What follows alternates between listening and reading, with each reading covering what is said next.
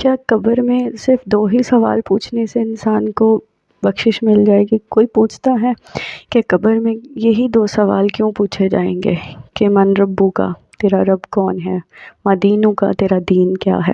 کہ دین اور رب کے ان دونوں کے جوابوں کے درمیان بعد میں جنت کی کھڑکی کھل جائے گی یا پھر معاذ اللہ جہنم کی کھڑکی کھل جائے گی۔ تو ان 2 ہی سوالوں کے ساتھ کیوں اللہ پاک نے یہ 2 سوال کرنے کے بعد کوئی سوال اور نہیں کیا قبر میں؟ کیوں نہیں کیا؟ کہتے ہیں کہ جب مصر میں یہ بحران آیا، کئی علاقوں میں اناج ملنا بند ہو گیا، تو سارے لوگ مصر کی طرف آئے، حضرت یوسف علیہ السلام سے گندم خریدنے کے لیے آنے لگے، کیونکہ باقی بہت سارے علاقوں میں گندم نہیں مل رہی تھی، بہت زیادہ خلقت آ گئی تھی، بہت زیادہ بحران مچ گیا تھا گندم کے لیے، اور بہت زیادہ لوگ اکٹھے ہو گئے تھے گندم کے لیے۔ تو حضرت یوسف علیہ السلام نے جگہ جگہ پر کہنے کے لیے کہ چوکیاں بنوا دی، پولیس کھڑی کر دیا، کہتے لوگ تھے تب تو وہ کھڑے کر دیے کہ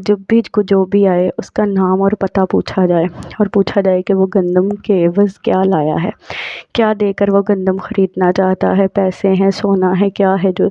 دے کر وہ گندم خریدنا چاہتا ہے۔ تو ہر جگہ جگہ لوگ کھڑے تھے، اور جو لوگ گندم کے لیے لینے کے لیے آتے تھے خریدار، ان کا نام پوچھا جاتا تھا اور یہ پوچھا جاتا تھا کہ کیا لے کر آئے ہو۔ یہ لوگ جو انہوں نے کھڑے کیے تھے، مقصد ان کا یہ تھا کہ میرے بھائی آئیں گے، حضرت یعقوب علیہ السلام کے بیٹے آئیں گے، تو انتظار تو ان کا تھا، اسی لیے انہوں نے جگہ جگہ یہ لوگ کھڑے کر دیے اور کہا کہ جب وہ لوگ آئیں تو ان سے یہ نہ پوچھا جائے کہ وہ کیا لے کر آئے ہیں، کس عوض میں وہ گندم لے کر جائیں گے، یہ سوال ان سے نہ پوچھا جائے، چاہے انہوں نے جتنا مرضی ظلم کیا، حضرت یوسف علیہ السلام کے ساتھ جتنی مرضی بھائیوں نے زیادتی کی، لیکن ان کو پھر بھی ان کا انتظار تھا کہ وہ آئیں گے۔ تو اسی طفیل جو میرے آقا کو جانتا ہوگا، جو میرے آقا کا کلمہ پڑھتا جانتا ہوگا، قبر میں پوچھا جائے گا کہ تو نے رسول اللہ صلی اللہ علیہ وسلم سے کتنی محبت کی، تو جو یہ جانتا ہوگا ان کے طفیل اللہ تعالیٰ کی ذات انسان کو بس یہی 2 سوال پوچھ کر جنت یا جہنم کا معاذ اللہ فیصلہ فرما دے گی۔ اور کہتے ہیں کہ روز قیامت، روز حشر میں اللہ تعالیٰ کی ذات اپنے بندے پر ایک چادر اوڑھ دے گی اور پوچھے گی، خود جو رب میرا اس دنیا میں ہمارے پردے رکھتا ہے، وہ آخرت میں بھی لوگوں سے چھپ کر پوچھے گا، ایک چادر اوڑھ دے گا ہم پر کہ بتا یہ غلطی کی تھی۔ بندہ کہے گا یا اللہ میں بھول گیا تھا، پھر اللہ پاک پوچھے گا بتا یہ گناہ تو نے کیا تھا، پھر بندہ بولے گا یا اللہ میں بھول گیا تھا، پھر رب پوچھے گا کہ یہ کوتاہی تجھ سے ہوئی تھی، پھر بندہ کہے گا یا اللہ میں بھول گیا تھا۔ تو اللہ پاک کی ذات اس جہان میں بھی کرم فرماتی ہے اور اس جہان میں بھی فضل فرمائے گی۔ یہاں پہ میرا رب پردے رکھتا ہے، وہاں پہ میرا رب بخش دے گا اپنے نبی کا صدقہ۔ تو اسی لیے ان 2 سوالوں کے موعظے اس وجہ سے ہی ہمارا رب ہمیں قبر میں صرف یہی 2 سوال پوچھے گا کہ رب کون ہے اور دین کیا ہے۔ دین اسلام ہے، رب میرا اللہ ہے،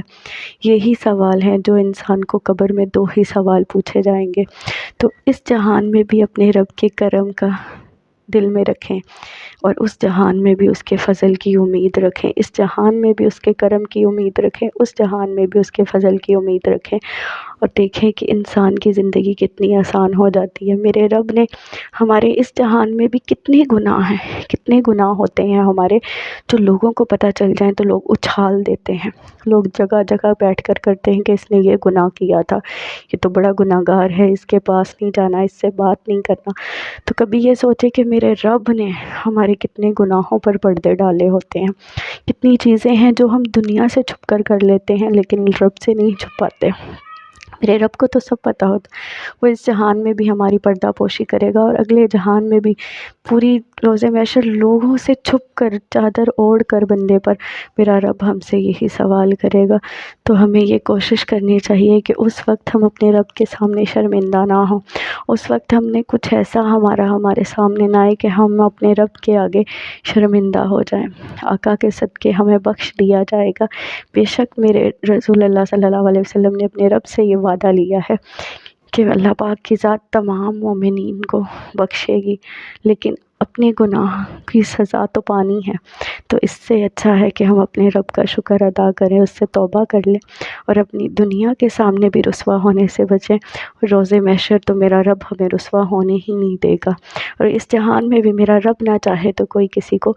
نہ تو عزت دے سکتا ہے نہ ہی ذلیل کر سکتا ہے۔ وہ کہتے ہیں نا وَتُعِزُّ مَن تَشَاءُ وَتُذِلُّ مَن تَشَاءُ، عزت اور ذلت میرے رب کے ہاتھ میں ہے، اور یہ یقین رکھیں کہ جب تک رب تعالیٰ کی ذات نہ چاہے نہ تو آپ کو کوئی ذلیل کر سکتا ہے نہ ہی آپ کو کوئی عزت دے سکتا ہے۔